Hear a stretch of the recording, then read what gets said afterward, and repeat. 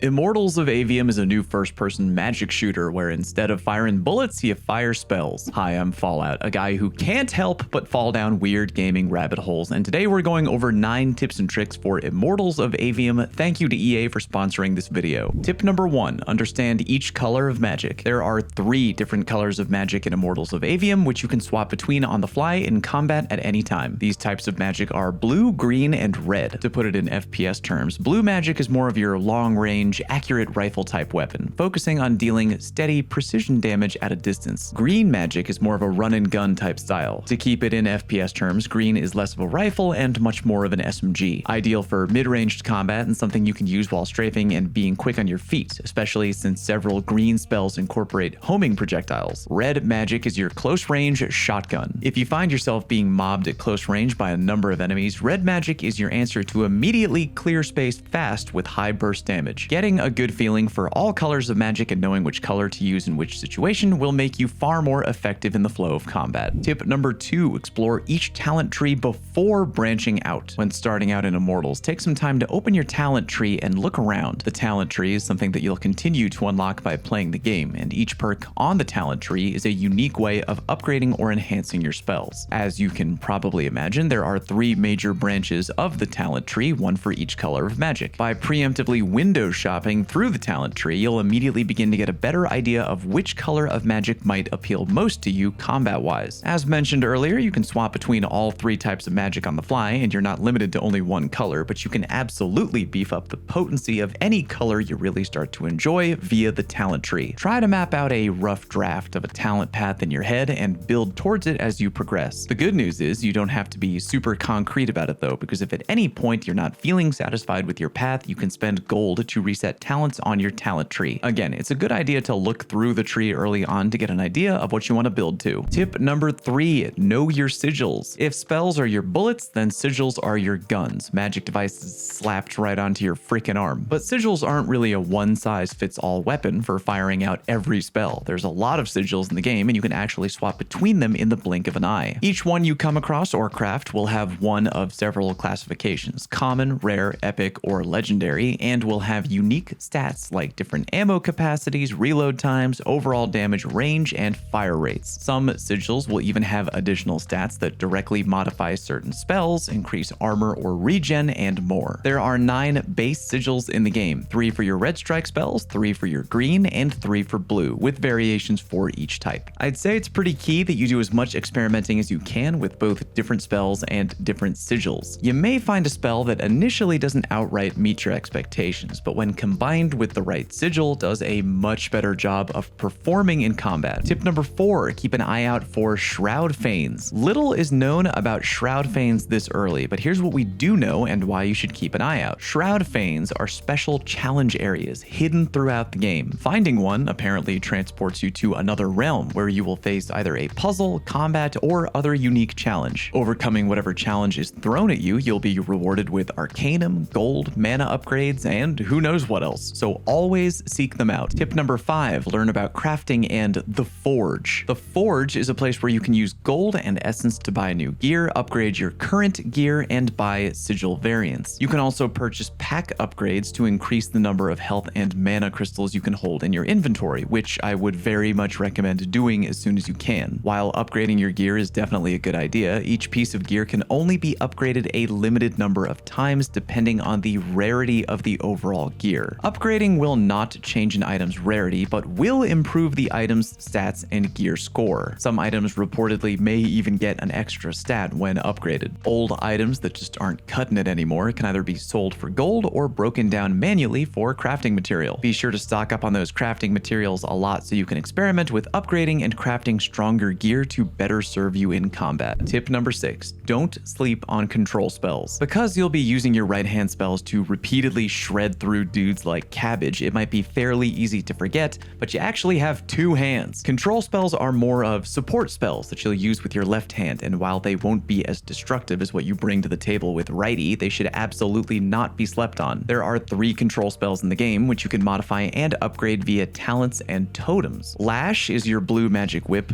/ grappling hook. You can use it on grapple points to fly around the map and either get out of a tight situation or just reposition and gain the high ground. Disrupt is a red red control spell, which can be used to briefly stun enemies and straight up interrupt their attacks. If you time your disrupt just as an enemy begins to cast a spell, you'll cause what's known as a spell break, knock them right on their damn cheeks. Limpets are small green blobs that literally track towards an enemy and stick right to their bodies. Enemies who get stuck by your adorable blobs become slower and therefore much easier to deal with. They can even be upgraded to deal stacking damage over time. Control spells actually don't use mana, but they do have a cooldown. But because they don't cost anything to use, remember to use them as often as you can to really maximize your offensive potential. Tip number 7, experiment with spells and combos. Much like your time in college, experimentation is key. With both strike spells and control spells, try out different combos and remember what works well for you. For example, you can use your lash control spell to whip some poor jabroni over to you and then liquefy him point blank with a red shotgun-like damage spell. You can slow people down with your green limpet blobs and then accurately hit them right in the dome with any of your accurate blue magic damage dealers. Mix and match with all your options to find combos that really work for you. Tip number 8, time your fury spells well. Fury spells are rock solid. They are high damage and can straight up interrupt enemy attacks. Like another spell I'll get to in a minute, fury spells are cast with both hands and they cost fury mana, easy enough to remember. You can refill your fury mana by crushing mana crystals. You'll see the small blue icon in the bottom right hand corner of your screen, which shows you how many you have. I'd recommend not being tempted to refill your fury mana until you're basically empty. Otherwise, you're refilling that mana while you still have the potential ability to unleash a free fury spell. Basically, don't waste that mana by not using it. Tip number 9, don't waste your Dominion. Your Dominion spell is the strongest one in your kit, and as expected, they take a while to charge. When fully charged, hit the Dominion attack and basically mash your hands together, delivering an insane beam of straight raw damage. The beam goes on for a couple of seconds, and as you can imagine, will melt through most things like a hot knife through butter. Now, even though a Dominion can basically wipe half the room clean in the blink of an eye, I'm gonna hardcore recommend that you instead save it for big, beefy enemies. Again, it's fun to just blast through low-rank dudes like freaking confetti, but in my experience, certain high-level enemies who can't be easily nuked by your standard kit can be damned frustrating to deal with. For those types of chonky big boys, the Dominion spell comes in clutch. It's not gonna flat out nuke them in one hit like it will with the weaker enemies, but it's guaranteed burst damage and will make your job of making them weaker and therefore easier to put down way easier. Hit the like button if you found any of these helpful, and if you got any tips of your own for your fellow player, be sure to leave them down in the comment section. Again, please click the link in the video description and check out Immortals of Aveum. Thank you very much for watching, and I'll see you on stream.